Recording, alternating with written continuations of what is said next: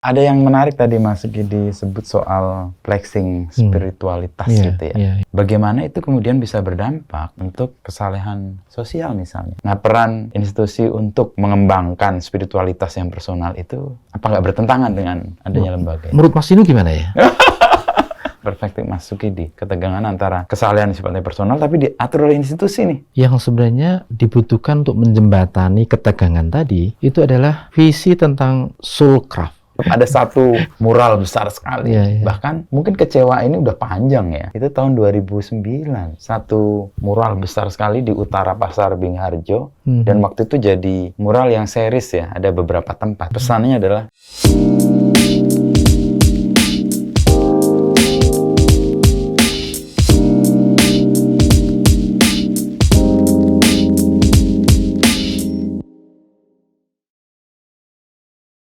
Masuk jadi kayak orang nggak punya beban loh, serius. Gitu ya? Kemana-mana ya bawaannya, tadi tas kecil. Baju ini yang saya temui ketika kita makan bebek ya? Iya, betul, Bebek. betul. Dan saya ditraktir Mas Gidi. Pakai mobil kecil itu dan... Perlu disampaikan. Aduh, itu kenangan sebelum kita ketemu untuk saat ini tuh Mas Gidi. Saya tuh khawatir ini udah mulai. Udah nih, udah mulai Belum, pasti. kan? Udah jalan mulai aja. lebih. Gimana bisa hidup menjadi begitu ringan? Kayak nggak ada beban, meskipun saya tahu bebannya besar sih. Mungkin saya terinspirasi atas ajaran Buddha. Oke. Yaitu adalah salah satu sumber kesengsaraan itu karena kita melakukan attachment terhadap sesuatu. Bisa jadi kekuasaan, bisa jadi uang, bisa jadi benda-benda. Sehingga ketika kita kehilangan sesuatu itu sehingga menjadi sumber penderitaan itu sendiri. Sehingga tidak ada attachment kepada apapun dan siapapun kecuali attachment kepada Tuhan Yang Maha Kuasa. Oh, itu rumus yang berat sekali tuh Mas Gidi. Gimana bisa, kan kita dalam hidup banyak kebutuhan juga tuh. Iya. Banyak hal yang memang harus kita miliki. Tapi pada saat yang bersamaan, kalau tadi merujuk pada Mas Gidi bilang Buddha mengatakan bahwa lepas dari kelekatan-kelekatan ya, tadi kemelekatan, itu, betul. atau attachment tadi. Ya. Itu gimana? Apakah itu bisa dilakukan sejak awal ketika kita remaja, dewasa, dan kemudian tua, atau di fase tertentu itu baru bisa? Tentu saya yakin itu melalui proses pembelajaran ya. Dari setiap fase kehidupan, sehingga orang belajar dari setiap fase, dari kesalahan, dari hal-hal yang membuat orang merefleksikan kembali perjalanan hidupnya. Ya. Saya kira Mas Inu juga mengalami fase yang sama itu. Terutama terakhir-terakhir ini sih. Iya, kelihatan sekali sikap yang lapang itu tampak pada diri Mas Inu. Alhamdulillah. Tidak ada beban apapun. Meskipun mungkin masih ada cicilan pada BRI. ABRI kita. Anggota BRI. Nyebut brand nggak apa-apa ya? Tidak disebut dulu lihat. Iya, tapi buat saya juga apa yang dikatakan Mas Sukidi tadi menjadi goals ya dalam konteks ini saya fase hari ini atau tahun ini sudah kita 50 tahun bukan? 50 tahun ya. Ya. Dan di fase dimana kayaknya berpikir ulang lagi apa sih yang kita kejar gitu, apa yang kita rayakan dalam hidup, kayak kemudian ditata ulang dan dinilai ulang. Dan saya lagi melepas untuk merelakan kelekatan-kelekatan selama ini memeluk saya akan coba lepaskan supaya saya bisa memeluk yang lain yang lebih tidak terlekat lagi. Iya, saya setuju Mas Inu, karena sebenarnya kebahagiaan itu memang tidak ditentukan faktor uang, faktor kekuasaan, tapi memang lebih ditentukan faktor-faktor yang imaterial, persahabatan, betul. relasi yang meaningful dalam kehidupan kita. Saya kira jauh lebih bermakna. Toh segala kemewahan duniawi tidak kita bawa saat meninggal. Saya kesadaran untuk menjiwai bahwa kita berasal dari Tuhan dan akan kembali pada Tuhan. Itu membuat kehidupan hanya sekedar instrumen untuk mencapai kebahagiaan tertinggi. Makanya kelekatan-kelekatan tadi menjadi sangat mudah untuk kemudian bisa dilepas ya. Dan ini tercermin di Mas Sugidi ya, kemana-mana ya. Begini. Mungkin karena punyanya begini sih. Enggak lah, Harvard University doktoral kan itu sesuatu yang... Ada topik yang lain maksudnya? Topik lain, sudah kita rancang soal puasa, Mas. Ya. Keistimewaan puasa, lalu juga rahasia puasa sendiri, keistimewaan Ramadan, rahasia puasa, dan bagaimana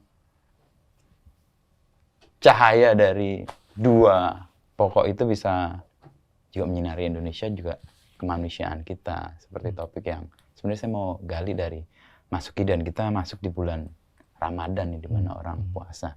Kalau relate ke tadi kan, puasa itu kan juga menurut saya kayak pengalaman kita mencoba lepas dari kelekatan-kelekatan yang selama ini kita rutin lakukan atau kita rutin perbuat gitu ya. Tetapi kemudian di saat itu kita mengambil jarak dan mengambil pemisah ya. Betul. Misalnya dengan makan yang dibatasi waktunya dan sebagainya. Mas Gidi melihat itu bagaimana? Sebenarnya uraian Mas ini tuh sudah cukup menjawab sih. Saya butuh jawaban dari Mas Gidi. Salah satu keistimewaan Ramadan tentu saja pada dua hal. Pertama adalah tentang perintah berpuasa, itu menjadi istimewa karena Tuhan menyapa umatnya dengan ya ayyuhalladzina amanu, wahai orang-orang beriman. Ini memberikan satu pesan penting bahwa puasa itu memang ditujukan kepada orang-orang yang beriman. Itu sapaan Tuhan kepada umatnya yang beriman. Karena itu iman kepada Tuhan itu menjadi satu keyakinan yang membuat kita berpegang teguh bahwa hanya Tuhan tempat kita berasal dan akhirnya pulang kepadanya. Membawa konsekuensi radikal terhadap kehidupan yang duniawi dan nisbi. Nah, setelah Tuhan memberikan sapaan kepada umatnya dengan wahai orang-orang beriman, kemudian Tuhan memberikan satu titah kutiba alaikumusiyam, diwajibkan atas kamu sekalian berpuasa. Jadi ini satu perintah kepada umatnya agar berpuasa. Kama kutiba alal ladzina min qablikum. Sebenarnya diwajibkan atas orang-orang sebelum kamu, umat sebelum kamu, agar kalian bertakwa kepada Tuhan. La'alakum tattaqun. Nah, ini menarik Mas Inu. Pertama, ada pesan bahwa Tuhan menyapa kita dengan sebutan orang-orang beriman. Itu satu sebutan bahwa keimanan menjadi instrumen penting agar kita selalu mengikatkan diri pada Tuhan itu sendiri. Ya tadi ya ayyuhalladzina amanu. Ya ayyuhalladzina amanu. Wahai orang-orang beriman. Diwajibkan atas kalian berpuasa sebagaimana diwajibkan atas orang-orang sebelum kamu. Nah, ini kan memberikan satu pesan bahwa kewajiban pada puasa yang diberlakukan pada umat Islam itu ternyata kelanjutan dan juga historical continuum. Jadi garis sejarah yang berlanjut atas puasa yang diwajibkan orang-orang sebelum kamu. Jadi ketika Tuhan memberikan perintah untuk berpuasa, Tuhan mengandaikan bahwa audiennya itu mengetahui siapa orang-orang sebelum Ya. umat Muhammad yang diwajibkan pada puasa. Tapi audien tidak disebutkan secara spesifik. Siapa yang dimaksud orang-orang sebelum kamu, sebelum umat Muhammad, sebelum datangnya Islam. Dan disitulah mufasir, para penafsir periode awal Islam itu memberikan identitas terhadap orang-orang sebelum Muhammad. Salah satu mufasir yang terbesar dalam sejarah Islam, terutama periode awal abad pertengahan, namanya Imam Tobari. Imam Tobari. Ya, beliau menulis tafsir Tobari yang menjadi rujukan karena tafsir ini mempreserve, merawat tradisi tafsir periode sebelum dia yang belum pernah dibukukan, belum pernah dipublish, dan banyakkan hilang. Sehingga Imam Tobari melakukan, dalam tafsir itu melakukan ikhtiar untuk merawat tradisi yang kalau tidak ia rawat akan hilang. Nah, salah satu temuan dari Imam Tobari adalah rujukan pada penafsir-penafsir awal yang menafsirkan bahwa orang-orang sebelum Nabi Muhammad yang diwajibkan puasa itu merujuk pada ahlul kitab, people of the scripture, yang dalam konteks tradisi tafsir itu dirujuk pada dua umat, yaitu adalah umat Yahudi dan umat Nasrani. Ini memberikan pesan penting bahwa Quran itu dan perintah puasa itu diturunkan dalam satu iklim yang monoteistik, yang berdialog dengan umat yang berbeda agama untuk menjalani satu kehidupan di bawah cahaya Tuhan, agar respect terhadap umat-umat sebelum datangnya agama Islam. Karena kewajiban puasa juga diwajibkan pada umat-umat sebelumnya. Nah, ayat itu ditutup dengan satu pesan agar kalian bertakwa. Ini memberikan pesan penting bahwa muara dari puasa, dari ibadah itu agar kalian menjadi orang-orang yang bertakwa. Tapi Tuhan mengingatkan, siapa yang paling bertakwa di antara kalian? Kita tidak pernah tahu. Kita tidak pernah tahu. Karena itu Tuhan mengingatkan bahwa fala tuzakku anfusakum. Kalian tuh jangan pernah merasa diri paling suci. Karena huwa a'lamu bimanit taqo. Karena Tuhan itu yang paling tahu siapa yang paling bertakwa di antara kalian. Karena itu dalam tradisi Islam, merasa diri paling suci, lebih religius, lebih beragama, lebih merasa dekat dengan Tuhan, itu justru dilarang. Yang disarankan adalah agar kita terhindar dari apa yang ingin saya sebut sebagai religious flexing. Flexing keagamaan. Beribadah karena mengharap pujian, beribadah kemudian diposting di media sosial agar biar kelihatan lebih religius, lebih spiritual dibanding yang lain. Nah, dari situ kita belajar satu hal, bahwa beragama itu menuntut sikap kerendahan hati, agar ibadah kita diterima di sisi Tuhan, dan sekaligus hanya Tuhan tempat kita berasal dan berakhir, dan sekaligus menitipkan segala harapan dan kehidupan itu sendiri.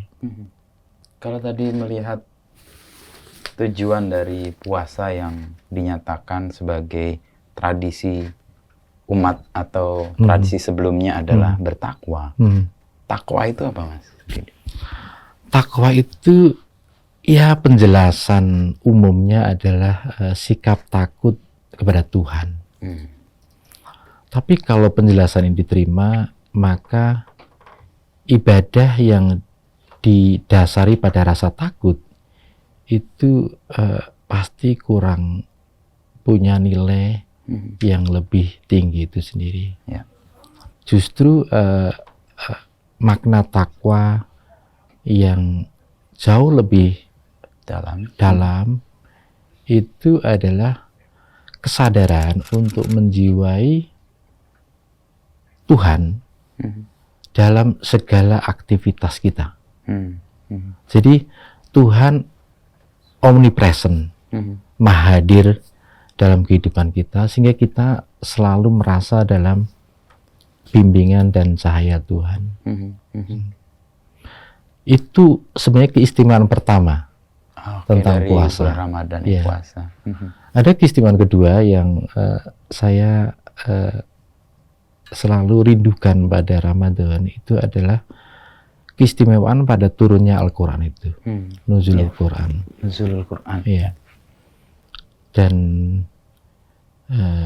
kesadaran untuk menjiwai turunnya Quran dan perintah berpuasa di bulan Ramadan itu menjadi bagian penting dalam upaya kita bukan hanya mendekatkan diri pada Tuhan, tapi juga menjiwai seluruh makna kehidupan yang berujung pada Tuhan itu sendiri. Ya. Nah, umat Islam itu umumnya memahami turunnya Al-Quran itu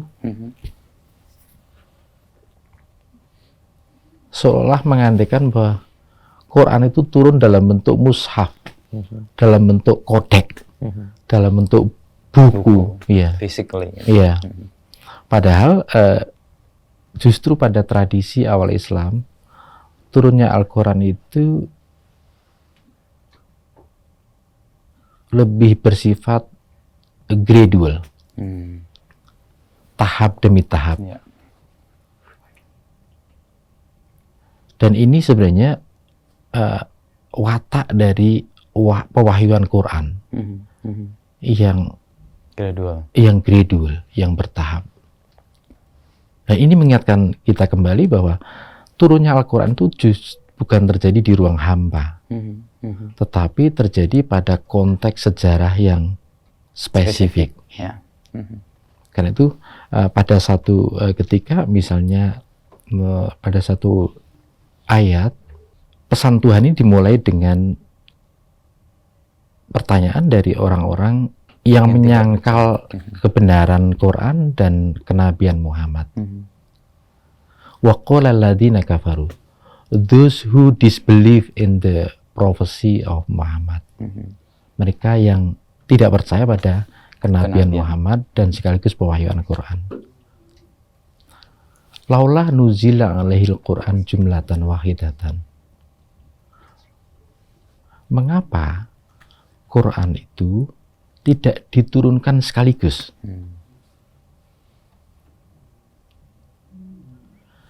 Saya ulang lagi. Mengapa Quran tidak diturunkan kepada Muhammad sekaligus? Jumlatan wahidatan. Ini kalau kita memahami makna di balik pertanyaan ini, sebenarnya mengandung satu pesan bahwa ada preconceived knowledge, pengetahuan yang tersimpan di balik orang-orang yang menyangkal kenabian Muhammad dan pewahyuan Quran itu. Mengapa mereka menuntut Quran untuk sekaligus diturunkan sekaligus gitu? Nah, inilah pentingnya kita memahami pesan Quran dalam konteks. Itu sebabnya dalam genre tradisi Islam dikenal sebagai sababun nuzul, the context of revelation. tentu tidak semua surat maupun ayat dalam Quran ada sababun nuzul, tapi ada banyak passage dalam Quran yang memiliki konteks pewahyuan, dan itu harus dipahami dalam konteks yang lebih spesifik gitu. Nah, karena qala alladziina kafaru ini tidak disebutkan identitasnya, maka para mufasir penafsir Quran di periode awal itu mengeksplorasi siapakah sebenarnya yang dimaksud dengan qala alladziina kafaru. Orang-orang yang tidak percaya. Orang-orang yang tidak percaya. Nah, disinilah pentingnya kita membaca Quran melalui lensa pikiran para mufasir, para penafsir Quran itu sendiri. Sehingga kita tidak bisa hanya kembali kepada Quran dan melepaskan Quran dari konteks sejarah yang spesifik tadi. Karena itu ada sahabat Nabi Abdullah bin Abbas, perhaps the greatest interpreter dalam tradisi awal Islam.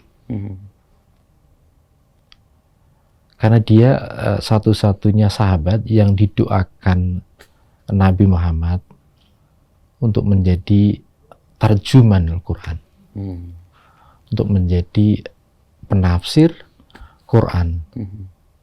Jadi dia bukan hanya sekedar menghafal Quran, tapi juga menafsirkan Quran yang tafsirnya itu di-preserve, dirawat oleh para murid-muridnya Ibnu Abbas yang tersebar di berbagai dunia Islam. Saya berusaha untuk menyajikan apa yang menjadi perdebatan di kalangan para penafsir Quran periode awal, yang memberikan satu pesan bahwa lux itu dalam sejarah awal Islam, pendapat itu tidak tunggal, tapi beragam dan kadang kontradiktif. Berbeda pendapat satu dengan yang lain.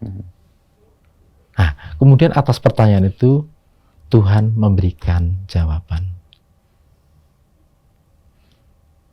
Kadzalika linutsabbita bihi fuadaka wa rotalnahu tartila.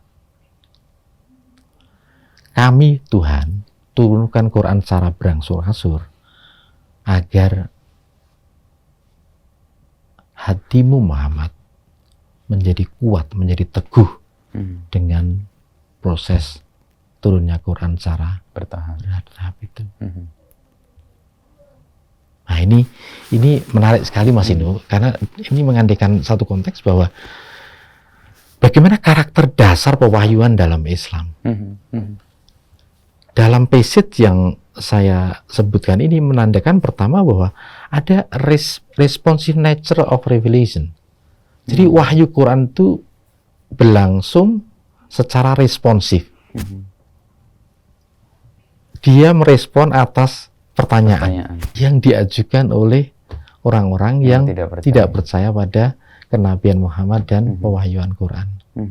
Karena ada pertanyaan, maka turun. Dari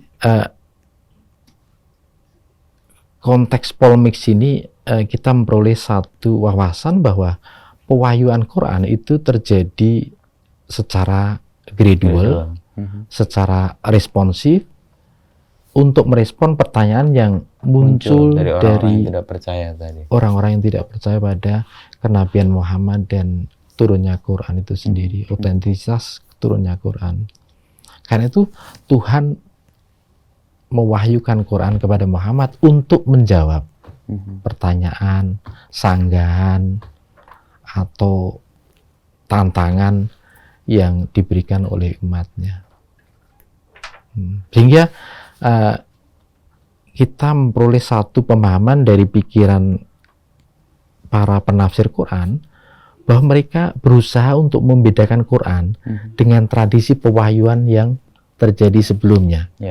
Bahwa Quran itu justru punya keistimewaan yang membedakan dirinya dengan pewahyuan sebelumnya. Ini menurut pikiran para penafsir Quran di periode awal, yaitu adalah justru dengan the gradual revelation of the Quran, pewahyuan Quran secara gradual, kami Tuhan bisa menguatkan hati Muhammad dan sekaligus merespon pertanyaan yang diajukan oleh komunitasnya, umatnya. Sehingga Quran berdialog dengan tantangan zaman waktu itu. Nah, tapi ada argumen kedua, Mas Inu, yaitu adalah warotalnahu tartila. Nah, itu terkait bahaya. Bayangkan kalau Quran itu diturunkan sekaligus, maka pasti umat Nabi Muhammad akan kesulitan untuk menghafal Quran itu. Karena Quran pada periode pewahyuan itu tidak mengandaikan sebagai satu mushaf, sebagai satu kitab suci yang diturunkan sekaligus kepada Muhammad, tapi selalu piecemeal, selalu bersifat sedikit demi sedikit. Kadang diturunkan satu ayat, kadang dua ayat, kadang satu surah. Nah, itu menandakan bahwa Quran itu diturunkan agar umat Muhammad mudah untuk menghafalnya, mengingatnya. Iya. Sehingga makna Quran pada periode awal itu sebenarnya recitation, tilawah, bacaan. Dan Nabi Muhammad itu selalu membaca Quran kepada sahabat-sahabatnya.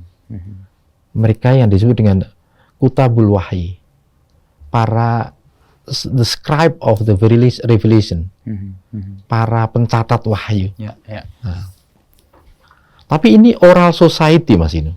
Dari masyarakat oral yang menerima wahyu, kemudian ditransmit, disampaikan kepada sahabat, sahabat ditransmit kepada tabiun, penerus selanjutnya, dan seterusnya, sehingga kita menghadapi satu masyarakat yang oral, yang saling membaca Quran sebagai the ongoing process of divine revelation.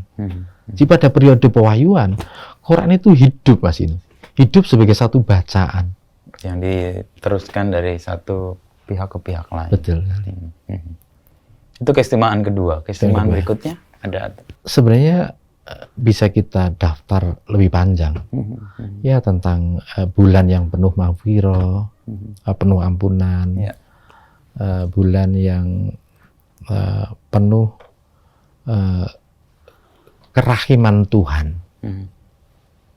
karena Tuhan berpesan bahwa puasa itu untuk dirinya dan Tuhan pula yang akan memberikan pahala. Karena pada puasa ini, Mas Inu, kita diuji dari aspek kejujuran.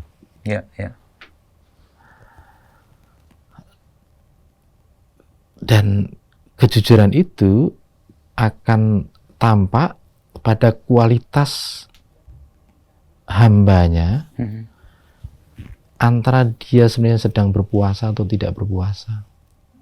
Misalnya ke kamar, ke toilet, ternyata minum, atau ke kamar sendirian, ternyata makan. Jadi tak seorang pun tahu. Karena itu ada unsur kerahasiaan dalam berpuasa itu. Hanya dia dan Tuhan yang tahu. Nah, ini ujian kejujuran yang paling tinggi menurut saya. Karena seorang hamba dituntut untuk menjiwai Tuhan yang hadir, yang mengawasi seluruh gerak-gerik kehidupan kita. Nah, kesadaran atas Tuhan yang hadir itulah yang sebenarnya memandu kita, umat Islam, untuk selalu hidup dalam cahaya Ilahi. ilahi, sehingga selalu berbuat kebaikan, kebenaran, dan kesucian. Karena tahu Tuhan omnipresent hadir, tadi ya. omnipresent ya. Omnipresent.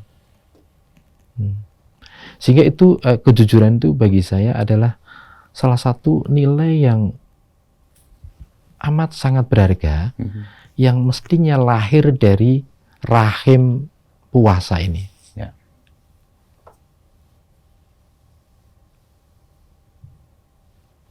Kejujuran yang membuat orang melakukan sesuatu tanpa ketakutan, Ya. karena dia menghayati itu sebagai bagian dari, ya ini relasi yang personal saya dengan Betul. yang ilahi. Betul. Saya sudah terlalu banyak bicara. Sekarang Enggak, kita belum, masih masih rahasia puasa yang lain mungkin. Karena tadi kan Mas Sukidi menyebut bahwa diwajibkan atas kamu berpuasa seperti kepada kaum sebelum kamu. Betul, betul. Ya. Tahun ini puasa Islam itu beriringan dengan puasa Katolik. Oh. Dan pintu masuknya mirip dengan yang tadi Mas Sukidi katakan, bahwa kita berasal dari abu juga akan kembali ke abu. Dan itu dimulai kalau di Katolik itu hari Rabu. Abu tanggal 18, 2 hari atau sehari sebelum puasa Ramadan ya. Dan itu 40 hari juga. Dan yang terakhir Mas Sukidi sebut soal kejujuran, soal kemampuan orang menghayati ketakwaannya itu. Dan itu hanya diketahui dari dia dan relasinya dengan yang ilahi itu juga ditekankan. Kenapa juga misalnya di puasa Katolik itu nggak sangat rigid waktunya misalnya. Ya kamu dipantang, di puasa, dan relasi yang terbangun adalah relasi dirimu dengan yang Maha Kuasa, yang memberi hidup dan sebagainya. Dan ini kan juga tadi terungkap sebagai rahasia puasa juga, yang menjadi basis kejujuran itu sebagai hal yang muncul atau lahir atau keluar dari pola atau cara kita beribadah dengan puasa itu misalnya. Ya itu saya kira poin Mas itu penting sekali untuk menjadi satu renungan keagamaan bagi umat beragama, bahwa ibadah itu sebenarnya hubungan yang sangat personal antara seorang hamba dengan Tuhan. Betul. Karena itu karena ini amat sangat personal, semata-mata ditujukan untuk menggapai ridho Tuhan, maka sebenarnya kita tidak diperkenankan untuk melakukan flexing ritual keagamaan. Ibadah yang dipamerkan hanya karena berharap pujian, ibadah yang dilakukan hanya karena biar kelihatan lebih religius, lebih saleh, lebih suci, atau ibadah yang dilakukan dengan membantu orang tapi kemudian dipamerkan kepada yang lain. Nah, ini saya kira perlu koreksi total terhadap praktek keberagamaan di Indonesia, karena seringkali orang beribadah itu ada unsur riya, unsur kesombongan, keangkuhan, sehingga seringkali dipamerkan kepada publik. Nah, ini saya kira perlu koreksi total, bahwa ibadah kita semata-mata hanya mengharap ridho dari Tuhan, dan karena itu perlu keikhlasan. Perlu keikhlasan, karena ikhlas itu sebenarnya ukuran yang paling tinggi. Ikhlas itu melakukan sesuatu karena semata-mata karena mengharap ridho dari Tuhan. Dalam tradisi Katolik, kerja, berkarya dengan semangat untuk memuliakan Tuhan, atau dalam bahasa Bapak Kardinal Suharyo, melayani umat untuk memuliakan Tuhan. Itu saya kira senafas dengan satu tradisi dalam Islam, bahwa hidup kita itu semata-mata dilakukan untuk menggapai ridho Tuhan itu. Nah, kita itu mengharap ridho kerahiman Tuhan karena memang kita ini lemah, rapuh, dan Tuhan Maha Rahim, Maha Pengasih, lagi Maha Penyayang. Sebenarnya pesan dalam bukunya Paus Fransiskus, The name of God is mercy. Nama Tuhan itu adalah belas kasih. Belas kasih. Rahim. Rahim. Dan umat Islam selalu memulai setiap pekerjaan apapun dengan ungkapan Bismillahirrahmanirrahim. Dengan menyebut nama Tuhan yang Maha Pengasih, dan Maha Penyayang. Maha Penyayang. Itu artinya bahwa kita punya common vision, visi yang sama bahwa Tuhan yang kita sembah itu adalah God of compassion and God of mercy. Karena Tuhan itu Maha Pengasih lagi Penyayang, maka kita mestinya meneladani belas kasih Tuhan agar kita punya belas kasih kepada sesama. Sehingga kita mampu dan berikhtiar untuk menghadirkan belas kasih Tuhan untuk belas kasih kepada sesama. Bagaimana menurut Mas Inu dalam tradisi Katolik? Ada yang menarik tadi Mas Sugi disebut soal flexing spiritualitas gitu ya. Dan kalau tadi la ayu halazi na amanu betul ya, saya udah mulai hafal nih kan. Diwajibkanlah atas kamu berpuasa kepada umat beriman ya. Seperti diwajibkan kepada orang sebelum kamu. Betul. Dan itu kan bentuk dari ibadah ya. Betul. Dan Mas Sugidi tadi menyebut sesuatu yang langsung nyenggol atau kena dengan ingatan saya soal bagaimana sikap kami ketika berdoa dan beribadah. Kami itu diminta kalau berdoa itu jangan sampai orang tahu. Kalau perlu ngunci kamar dan berdoalah di situ. Itu satu. Ya itu menunjukkan supaya kalau kamu berdoa atau kamu beribadah, kalau kamu punya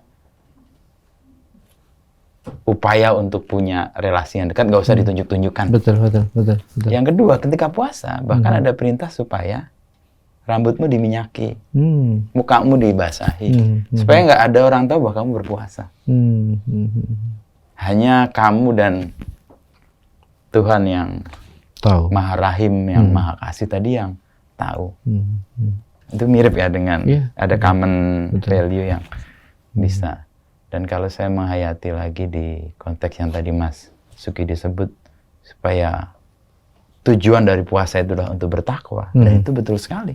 Kita rapuh, nggak punya kekuatan apa-apa selain mendapat ridho tadi atau keberkahan dari. Betul. Dan makanya sikap yang paling tepat sebagai orang beriman adalah kerendahan hati. Kerendahan hati. Betul sekali Mas ini. Kerendahan hati itu terutama karena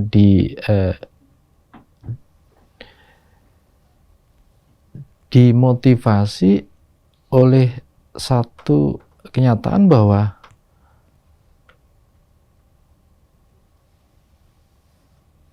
hanya Tuhan yang tahu hambanya yang bertakwa. Dan itu kan mengandung makna yang begitu dalam. Kan ini kan ruang yang sangat rahasia. Dan perintah bahwa jangan pernah kalian menganggap dirimu suci. Itu juga sebenarnya tamparan keras. Karena Tuhan yang paling tahu siapa di antara kalian yang lebih bertakwa, yang punya kualitas itu. Ini juga mengandung pesan penting bahwa motif-motif lain dalam beribadah itu tidak dibenarkan kecuali hanya dengan mengharap ridha Tuhan.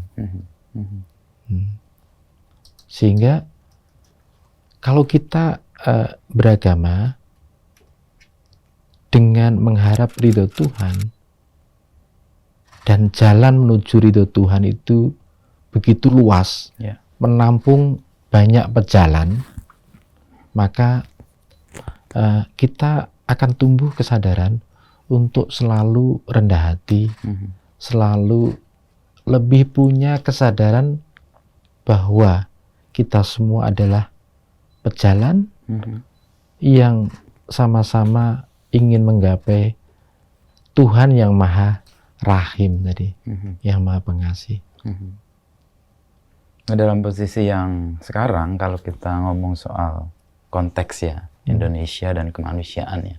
Tadi kita ngomong sama soal Ramadan, keistimewaan dan rahasia. Ya.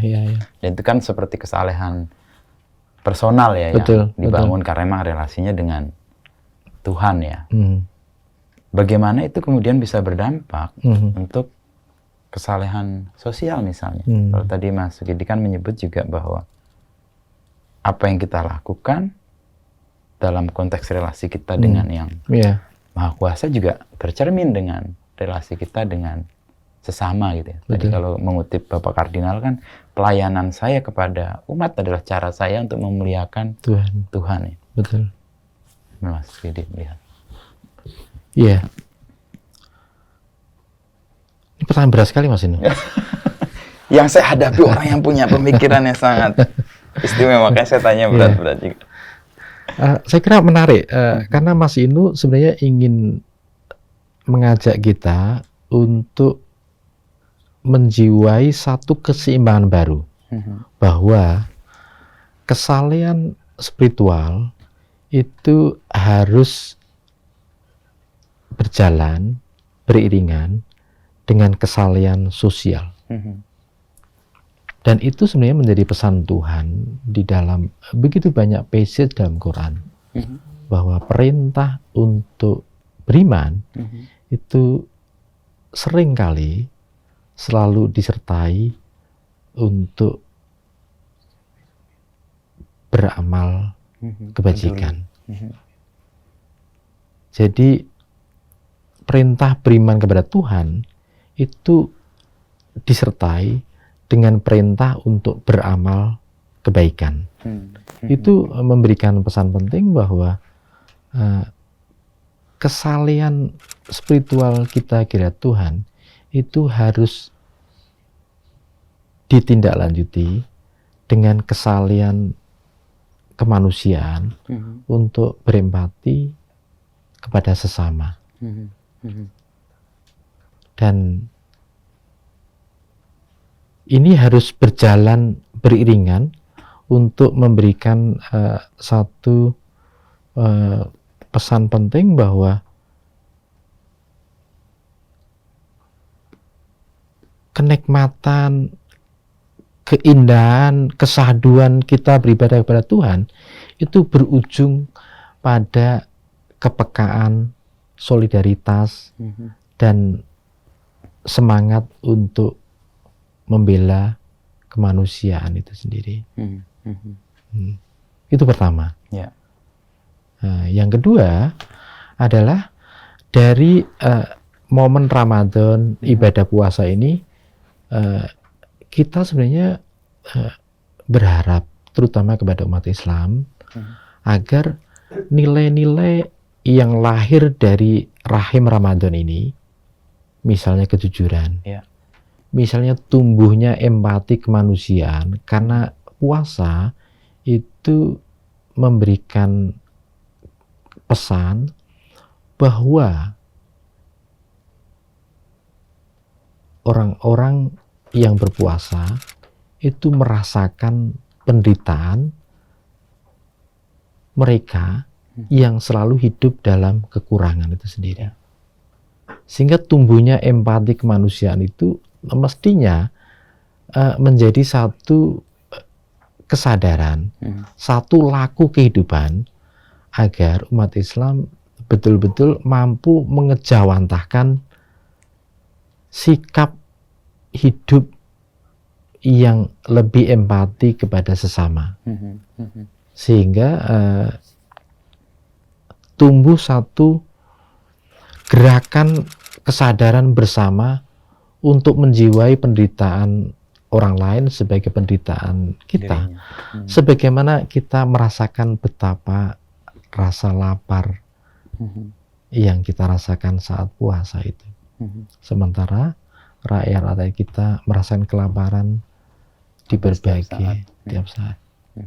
Sehingga ada satu kesadaran kemanusiaan yang lahir dari rahim Ramadan, rahim puasa, agar tumbuh sikap bela rasa pada sama, ya. Solidaritas ya.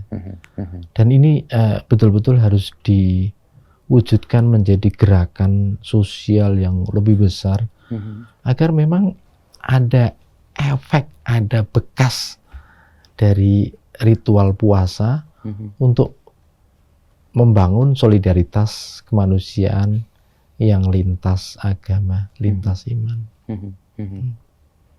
Nah, kalau dalam upaya kita untuk mewujudkan yang sifatnya tadi personal menjadi sosial, peran institusi penting nggak, Mas? Menurut saya penting sekali, Mas, ini. Penting sekali. Institusi karena di situ berkumpulnya orang-orang beragama dari berbagai tradisi agama, menjadi titik kumpul, titik temu antara mereka yang berbeda agama untuk bersatu bersama membela kemanusiaan yang compang-camping itu sendiri. Saya kira umat beragama di Indonesia itu harus mendefinisikan kembali tantangan yang kita hadapi sebagai bangsa. Bahwa tantangan itu tidak terletak pada perbedaan keyakinan, perbedaan agama, tetapi terletak pada kemanusiaan yang compang-camping, luka kemanusiaan, luka perdagangan orang, luka kemiskinan, luka lain yang justru merusak tatanan kemanusiaan Indonesia itu sendiri. Sehingga itu yang menjadi tantangan bersama, bahwa umat beragama disatukan untuk selalu menghadapi persoalan itu. Secara bersama. Institusi pentingnya di situ, makanya mendefinisikan diri lagi. Dan institusi ini harus inklusif, menjadi milik bersama, sehingga setiap orang tergerak untuk berpartisipasi secara bersama, mengatasi kemiskinan, kelaparan, stunting, persoalan-persoalan kemanusiaan. Bayangkan, Mas Inu, ya, kita umat beragama di Indonesia begitu bangga sebagai umat yang mayoritas umat Islam dan secara nasional kita umat beragama, tetapi pada saat yang bersamaan kita dihadapkan pada fakta-fakta sosial dan politik yang semakin jauh dari nilai-nilai ketuhanan, nilai-nilai kemanusiaan yang selalu kita pegang dalam agama kita masing-masing. Apa artinya kita berbangga-bangga sebagai umat beragama? Tapi realita kemanusiaannya justru melukai pesan agama itu sendiri. Persoalan yang lain atau pertanyaan yang lain buat saya untuk saya ajukan ke Mas Sukidi soal relasi kita dengan Tuhan itu kan personal. Betul. Dan ukuran untuk bisa dikatakan bertakwa atau tidak kan bukan orang lain yang bukan. Tapi dari Tuhan yang punya relasi dengan kita. Tapi kenapa di semua agama ini kemudian muncul institusi, lembaga? Ya di Kristen ada gereja juga banyak sekali, mungkin ratusan atau mungkin ribuan bahkan. Kemudian juga muncul agama-agama dan institusi-institusi atau lembaga lah saya menyebutnya. Nah, sampai di mana letak agama bisa menjadi tempat untuk orang punya relasi yang tetap personal? Tidak lagi, saya relasinya akan menjadi sangat institusional. Misalnya, saya berelasi dengan Tuhan misalnya karena gereja mewajibkan saya untuk ke gereja misalnya. Bukan lagi karena tuntutan saya punya hubungan yang lebih intens dan personal. Apakah itu hari Minggu atau hari lain urusan saya gitu misalnya. Tapi kenapa diwajibkan di hari Minggu? Mungkin juga agama-agama lain melakukan itu. Nah, peran institusi untuk mengembangkan spiritualitas yang personal itu apa nggak bertentangan dengan adanya lembaga? Menurut Mas Inu gimana ya? banyak kritik soal itu sebenarnya. I see. Dan menurut saya, kayak misalnya dalam kritik yang sangat tajam di tradisi Kristen misalnya, Yesus itu datang untuk mewartakan kerajaan Allah, tapi yang lahir gereja. Padahal kerajaan Allah itu lebih luas daripada soal gereja atau lembaga atau event Katolik. I see. Itu kan kritik yang tajam itu sebenarnya. Ya mungkin kritik muncul karena lembaganya diselewengkankah, tidak menjadi tempat di mana orang makin dekat dengan Tuhan.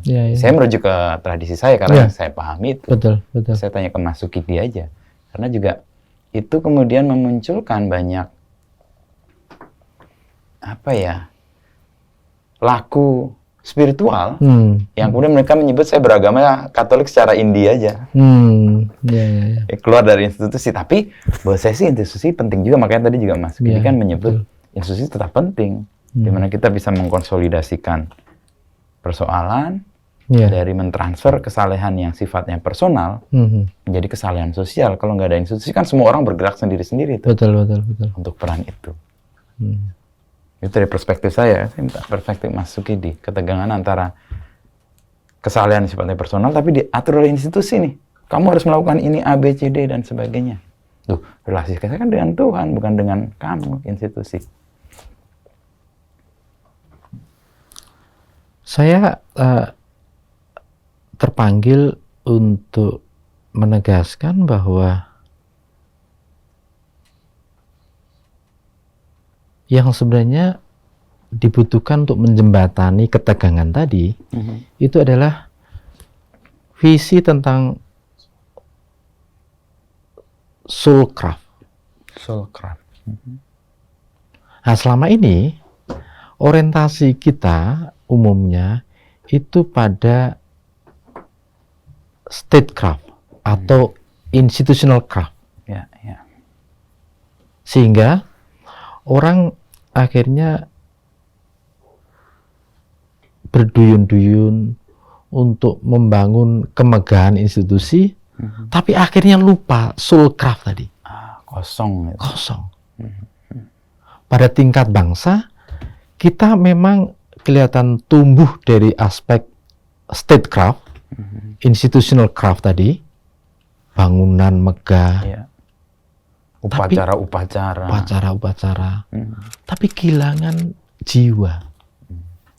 Sehingga bangsa ini tumbuh menjadi satu bangsa tanpa jiwa, nation without soul, satu bangsa tanpa karakter, nation without character. Nah, saya kira dalam konteks ketegangan tadi, yang perlu kita selalu tekankan itu justru pada pembangunan soulcraft tadi.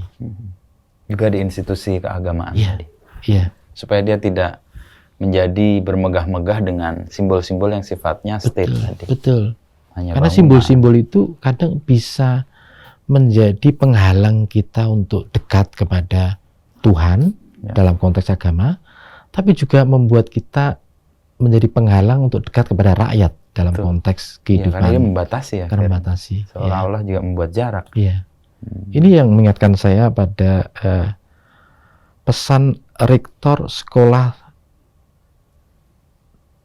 Tinggi Teknologi di Bandung yang kemudian berubah menjadi ITB. Rektor memberikan pesan kepada Bung Karno. Ketika Bung Karno diwisuda tahun 1926. Bung Karno, kata profesor dan rektor di sekolah itu, ijazah yang kamu terima ini kelak bisa rusak atau hangus menjadi abu. It has no immortality. Ini tidak punya nilai keabadian. Bung Karno, satu-satunya yang abadi itu adalah karakter manusia. Peganglah karakter itu sebagai kompas moral bagi hidupmu ke depan. Dan Bung Karno merespon pesan dari rektor itu dengan saya tidak akan pernah melupakan nasihat rektor saya itu. Nah, ini bukan institusi yang membentuk bangsa, tapi ini adalah karakter yang membentuk bangsa. Soulcraft tadi. Ya, soulcraft tadi. Nah, saya kira pada soulcraft ini, Mas Inu, saya melihat bahwa pesan-pesan kenabian yang dibawa oleh para nabi, dalam konteks Islam yang dibawa Nabi Muhammad, itu adalah memang untuk membenahi akhlak manusia. Karena di situ yang compang-camping. Liutamima makarimal akhlak. Ini juga bisa sekaligus kritik kepada institusi, lembaga, agama bahkan yang mengabaikan atau bahkan mengambil jarak dengan realita yang harusnya memang dia dekati karena bermegah-megah dengan bangunankah, dengan upacara, dengan hal-hal yang membuat orang merasa, wah saya tidak pantas ikut dalam situ karena saya tidak layak. Betul sekali. Itu kritik betul yang sekali. Soulcraft tadi. Iya, soulcraft. Saya melihat pada soulcraft ini sebenarnya esensinya pada jiwa manusia, pada karakter manusia yang kita sebagai bangsa benar-benar kehilangan. Kita tumbuh menjadi bangsa yang kehilangan karakternya, sehingga kita akhirnya bersikap lembek terhadap praktek-praktek penyimpangan moral itu sendiri.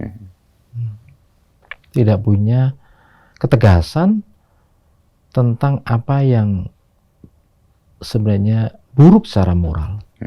Dan itu terjadi pada penyelenggara negara, tapi juga terjadi pada kehidupan bermasyarakat.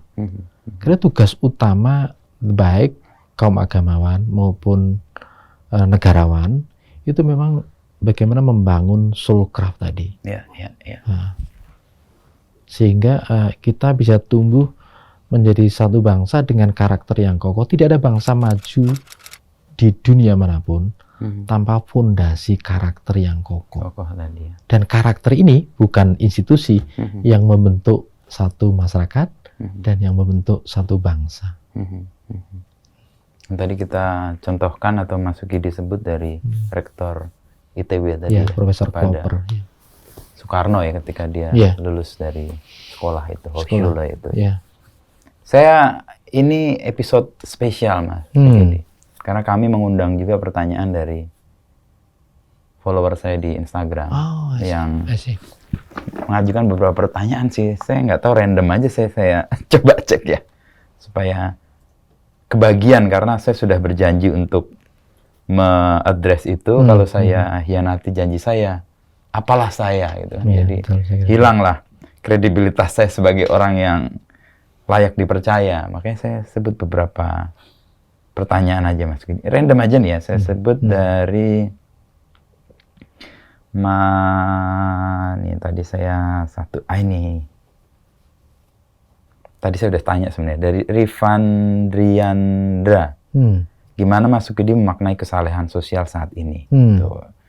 Itu tadi muncul. Lalu nih, ini dari Fitra ini. Saya nggak tahu ini siapa, nih kayaknya mengikuti Mas Sukidi. Salam, saya Fitrah TA. Mau titip tanya ke Bapak Sukidi PhD. Langsung ditulis, pemikir kebinekaan cendekiawan Indonesia. Apa makna puasa manusia bagi perubahan karakter manusia dan negara? Tadi kita sebut soal karakter. Kenapa ibadah puasa sangat diwajibkan bagi umat manusia, terutama umat Islam? Itu kenapa?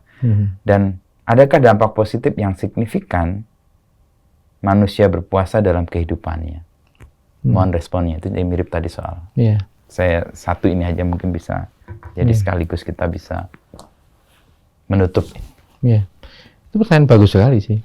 Saya kira menjadi kerisauan bersama, terutama karena ada yang salah dalam penyelenggaraan kehidupan bernegara, dan karena itu umat beragama mestinya terpanggil untuk membereskan atau membenahi, untuk mengejawantahkan nilai dan ritual keagamaan bagi perbaikan kehidupan bangsa. Karena Republik ini didirikan dan diproklamasikan di bulan Ramadan. Betul. Ya. Dan dengan kerendahan hati para pendiri bangsa menyebut bahwa kemerdekaan ini memang atas berkat rahmat Tuhan. Ya, itu di kalimat pertama. Betul. Itu artinya sikap yang rendah hati yang memberikan sebenarnya satu pesan bahwa mestinya sinar ketuhanan itu menyinari seluruh penyelenggaraan negara. Karena hari-hari ini yang kita saksikan adalah sinar ketuhanan itu redup, bahkan nyaris padam. Ya, ya. Sehingga penyelenggaraan negara dan kehidupan bermasyarakat itu tercerabut dari sinar ketuhanan dan akhirnya terjatuh pada satu kehidupan yang dalam tradisi Islam disebut sebagai zulmani. Apa itu, Mas? Kegelapan itu sendiri. Orang yang terjatuh pada kegelapan itu akhirnya terbiasa untuk melakukan kejahatan tanpa merasa dirinya sebagai penjahat. Karena gelap. Karena gelap. Tapi orang yang selalu terjaga dalam cahaya ketuhanan, dalam nurani, akan selalu berada dalam cahaya ketuhanan. Karena itu puasa tertinggi dalam tradisi Islam, kata Imam Ghazali dalam Ihya Ulumuddin, itulah puasa yang bukan sekedar menahan rasa lapar dan haus, dahaga, hubungan seks, bukan sekedar menahan tangan indera kita agar ikut berpuasa, adalah puasa justru dengan melibatkan nurani, hati nurani, untuk berpuasa dari sikap dengki kepada sesama, dari sikap yang tidak baik kepada sesama. Karena nurani itu seperti halnya kompas dengan amanat nurani rakyat. Itu mengandaikan bahwa nurani ini memang cahaya kebenaran. Nur itu cahaya, dan karena itu kita baik secara individu, warga negara maupun pemimpin dan bangsa itu harus selalu hidup dalam cahaya kebenaran itu sendiri. Sehingga kehidupan keagamaan itu memberikan efek sosial, efek kebangsaan pada penyelenggaraan kehidupan bernegara dan bermasyarakat. Ketika terjadi ketimpangan yang begitu jauh antara pesan-pesan keagamaan, nilai-nilai ketuhanan, spiritual, nilai kejujuran, nilai kebenaran, nilai kebaikan, nilai ketulusan, dengan fakta lain yang sebenarnya terjadi tentang fakta kemunafikan, fakta korupsi yang bertolak belakang, maka kita sebenarnya tertampar. Mengapa terjadi begitu besar gap antara kebanggaan kita pada nilai-nilai keagamaan dengan praktek-praktek yang semakin jauh dengan sinar ketuhanan tadi. Nah, ini sebenarnya menjadi tugas bersama agar menghadirkan sinar ketuhanan yang lahir dari tradisi keagamaan yang beragam itu, untuk menyinari seluruh aspek kehidupan bermasyarakat, berbangsa, dan bernegara, sehingga kita bangga menjadi umat beragama yang tercermin pada etika penyelenggara negara yang sesuai dengan pesan-pesan keagamaan yang luhur itu sendiri. Ketika gap ini terlampau jauh, maka sebenarnya yang paling tertampar adalah bangsa, adalah kita, karena tidak terjadi hubungan yang baik, yang mutual antara pesan-pesan ketuhanan dengan praktek kehidupan yang semakin jauh dari Tuhan itu. Dan kalau kita lihat itu sebagai orang yang berjuang atau berada di institusi keagamaan, itu harusnya kan tamparan yang paling besar. Betul sekali. Artinya ada hal yang keliru tuh dan perlu dilihat sebagai koreksi. Betul. Untuk tadi soul craft tadi kalau soul craft ya. Apakah yang dihayati dalam konteks spiritual individu dan keagamaan itu juga tercermin dalam kehidupan keseharian dalam konteks bernegara. Dan kembali ke persoalan yang pertama tadi, saya jadi hafal tuh. La ayyuhalladzi ya ayyuhalladzina amanu. Diwajibkanlah. Ya ayyuhalladzina amanu, wahai orang-orang beriman. Orang beriman diwajibkan atasmu untuk berpuasa. Betul, betul. Seperti kaum sebelum kamu. Betul. Supaya kamu bertakwa. Betul, betul sekali. Nah, ketakwaan itu sekarang ini terakhir, Mas. Iya, iya. Dalam keseharian yang bisa ditunjukkan atau bukan ditunjukkan sebenarnya, yang dihayati lah. Betul, betul. Ketakwaan hari-hari ini tuh seperti apa menurut Mas Bedi? Iya. Ketakwaan sebenarnya tentu semata-mata sebagai satu panggilan ketuhanan agar kita betul-betul menjiwai, mengamalkan, dan sekaligus mentradisikan pesan-pesan Tuhan dalam kehidupan kita sebagai individu, sebagai keluarga, sebagai masyarakat, sebagai bangsa. Itu sebenarnya ketakwaan yang bermula dari personal, tapi juga punya impact sosial. Sosial itu. Tapi sebenarnya lebih penting dari itu adalah bagaimana spirit ketakwaan itu juga punya dampak yang luas pada penyelenggara negara. Karena apa? Karena pertama, pesan para pendiri republik ini memang menghendaki negara Indonesia sebagai negara berketuhanan, godly nation, godly state. Itu mengandaikan bahwa Tuhan, firman-Nya, ajaran-ajarannya, dari berbagai tradisi agama yang berbeda, itu harus menjadi sendi utama, betul, sendi, istilah yang bagus sekali itu. Sendi fondasi bagi penyelenggaraan kehidupan bernegara, berbangsa, dan bermasyarakat. Nah, ketika sendi ini diabaikan, maka sebenarnya kita berada pada jurang kehancuran. Karena melupakan sendi yang menopang segala bangunan yang buat kita berdiri tegak, baik sebagai pribadi maupun sebagai bangsa. Sehingga yang utama itu adalah bagaimana sendi ini terus mengokohkan bangunan kita sebagai bangsa. Nah, sendi utama yang tentu saja menjadi pekerjaan rumah bersama itu adalah sendi yang terkait memberikan jiwa pada bangsa ini.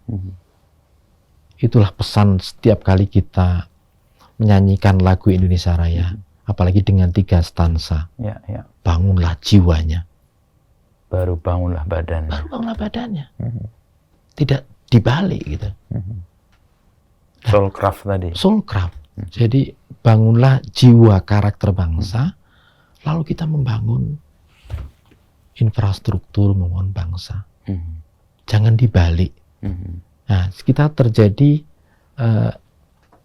satu situasi di mana pembangunan jiwa dan karakter ini diabaikan, tapi terobsesi dengan pembangunan yang sifatnya fisik tadi. Sehingga kita tumbuh menjadi satu bangsa yang kelihatannya megah dari aspek fisik, tapi sebenarnya rapuh dari aspek jiwa. Karena sendinya Iya. tidak dirawat atau tidak dijaga.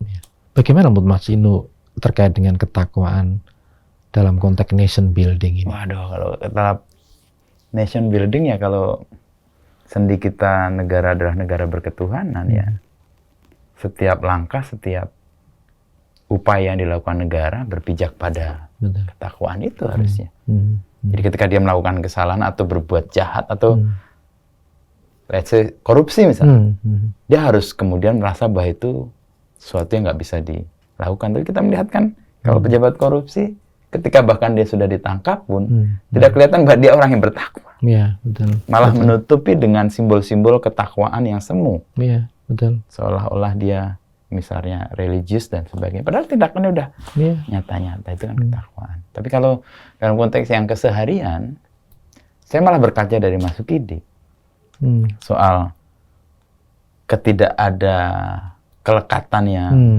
mendasar, yang dragging atau menarik-narik gitu ya. Iya, iya. Sehingga ya biasa aja nih, baju yang saya temui ya baju-baju ini aja nih Mas Sukidi. Setiap ketemu nih bajunya ini ya, peci ini, meja. Ini sebuah hal yang ungkapan ketakwaan yang mungkin nggak terkatakan, tapi orang lihat, wah ini orang punya relasi yang saya jadi membuat penilaian. Jangan saya yang menilai, tapi berarti punya kedalaman atas pengalaman spiritual sehingga tidak lekat dengan hal-hal yang sifatnya tampak gitu ya. Itu sih ketakwaan harian ya. Betul. Saya rasa kalau negara dan bangsa ya sudah, kayaknya saya udah agak lelah berharap sih pada. Dan di Jogja nih sebagai penutup ada satu mural besar sekali. Bahkan mungkin kecewa ini udah panjang ya. Itu tahun 2009. Satu mural besar sekali di utara Pasar Bingharjo. Dan waktu itu jadi mural yang series ya, ada beberapa tempat. Pesannya adalah, teruslah bekerja, jangan berharap pada negara. Wow. Itu kan ungkapan ketidakpunyaan harapan masyarakat yang diekspresikan lewat seni, dan waktu itu menjadi gerakan ya sudahlah gitu. Negara jalan sendiri, lupa dengan soul craft-nya tadi. Iya, betul. Sementara rakyat yang rindu dengan itu tidak direngkuh untuk diwujudkan cita-citanya. Oh, tapi kita jadi ngomongin negara, Mas. Kita ngomongin puasa dan Ramadan sebenarnya. Tapi ya karena kesalahan personal itu nggak lepas dari kesalahan sosial, memang kadang-kadang kita harus berkaca apakah keberagaman saya atau kesalahan saya ini tercermin di kehidupan sosial. Itu juga pertanyaan. Kalau enggak kan ada yang salah nih dengan kesalahan personal saya. Jangan-jangan saya cuma mengejar pencapaian individu yang lupa bahwa kanan kiri, atas bawah, depan belakang kita tidak punya dalam tanda petik kemewahan spiritual seperti itu. Kalau itu terjadi kan kayaknya celakalah kalian yang mengejar itu hanya untuk kemuliaan dirimu sendiri. Itu pemahaman saya. Setuju. Iya. Kita tutup? Setuju aja nih. Kurang seru nih kalau cuma setuju nih. Saya nggak setuju. Boleh ditutup, Mas. Mau tutup pakai ayat atau apa? Sini yang tutup. Waduh, kalau saya soal puasa ya, ini saya menghayati puasa itu latihan untuk cukup. Karena kita bisa pintar, kita mungkin juga bisa bodoh, gitu. Atau tidak bisa pintar gitu ya.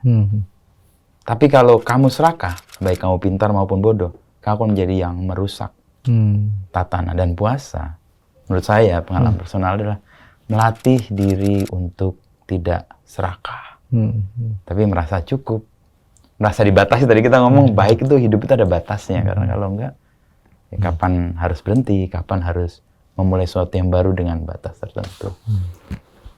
Itu penghayatan personal sih, nggak tahu merujuk pada tradisi apa, apakah Buddha, apakah Kristen, apakah Katolik atau Islam.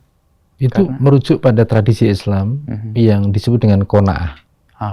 Jadi sikap untuk merasa cukup, bersyukur, tiada akhir kehadirat Tuhan atas segala yang Tuhan berikan kepada kita. disikapi dengan semangat qanaah. Qanaah. Ya. Oh, saya baru dengar ya. Thank you, Mas. Qanaah itu sebenarnya yang disampaikan oleh Ibu Rahmi Hatta ketika beliau menjadi istri dari wakil presiden terbaik sepanjang sejarah, Bung Hatta. Ada satu bisikan kepada Ibu Rahmi Hatta. Ibu Rahmi Hatta sebagai istri seorang wakil presiden, kenapa Ibu tidak berbisnis saja, menerima tawaran sana-sini, sehingga nanti hidupnya berkecukupan. Jawaban Ibu Rahmi Hatta persis seperti yang disampaikan oleh Mas Inu.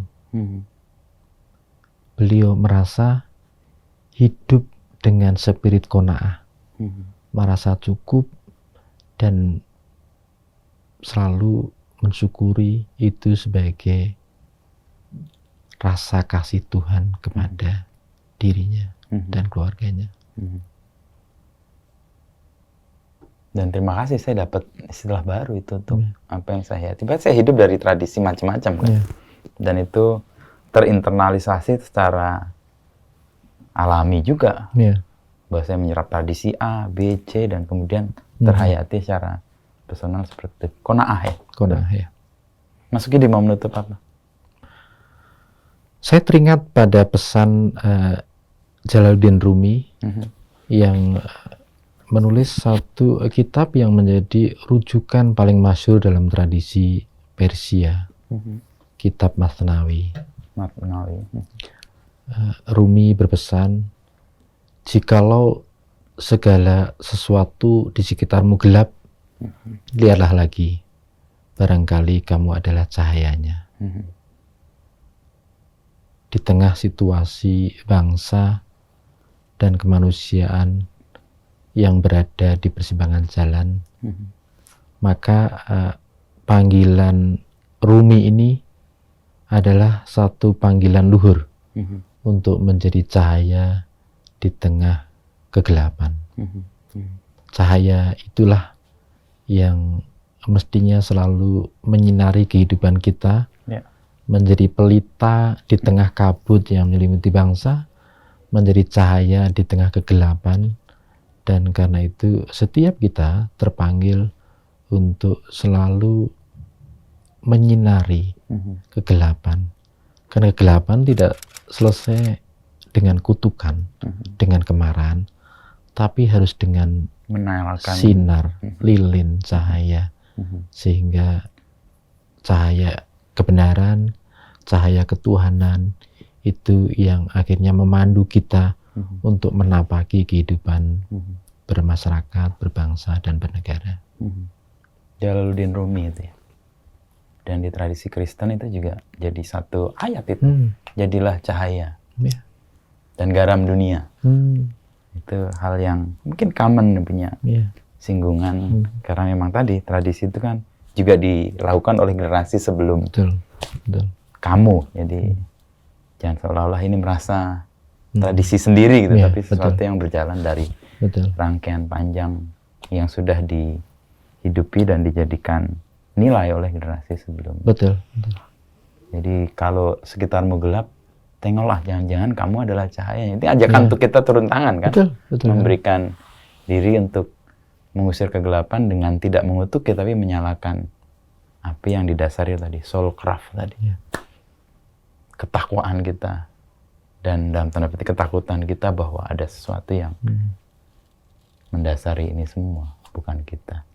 Cukup Mas Gidi. Terima kasih Mas Inu. Matur nuwun. Kehormatan untuk saya. Wah, saya hormat sekali akhirnya bisa ngobrol setelah sekian lama tertunda, dan kita akan mengulangi makan bebek itu, tapi makan mie godok, tapi saya yang traktir. Saya selalu waktu masuk Gidi yang traktir masuk Gidi.